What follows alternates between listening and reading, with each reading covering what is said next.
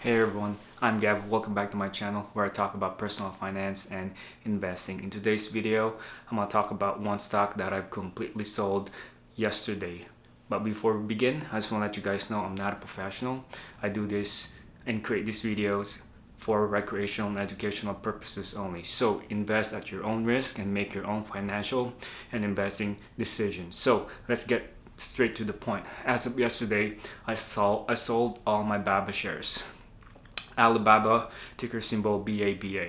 And I sold all my 13 shares that I have, and I've held them for about 2 to 3 years because the US is adding Alibaba into the ban list, and actually it's Alibaba and Tencent into the stocks that the US government is looking to ban in the future. So with that being said, Alibaba tanked yesterday pretty bad, and with that, I'm tired of the market volatility. I'm tired of the unpredictability of BABA. So I sold all my shares, and with that, I no longer hold Alibaba shares. You may be wondering why, if I'm gonna get back in. I don't know.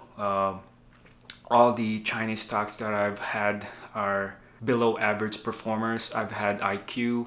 I sold out a year ago, and Alibaba, and I'm only had what, $300 in profit before it tanked, and now I only had 200 and 230 roughly. So it's a very poor performer stock, and I sold it yesterday.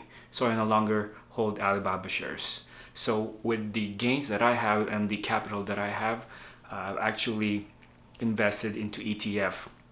As of yesterday as well, right after I sold my Alibaba shares, I bought ETF, and I bought VYM, that is Vanguard's high yield dividend ETF, and I bought about 21 shares of VYM shares yesterday. So my plan of attack and investing strategy, which I'm gonna go in depth later on for future videos, is that I'm going into strengthening my dividend stocks and ETFs because I want that dividend to pay me in the future. So yeah, this is gonna be a short video. I just want to give you guys an update. Yeah, I'm no longer an Alibaba shareholder, and I bought VYM, that's Vanguard High Yield Dividend ETF, to pad my losses that I've had in the past, and it's dividend paying ETF. Who could complain about that? So with that being said, if you have any questions, comments, write them down below. If you still holding Alibaba shares, are you planning to sell, or are you planning to hold?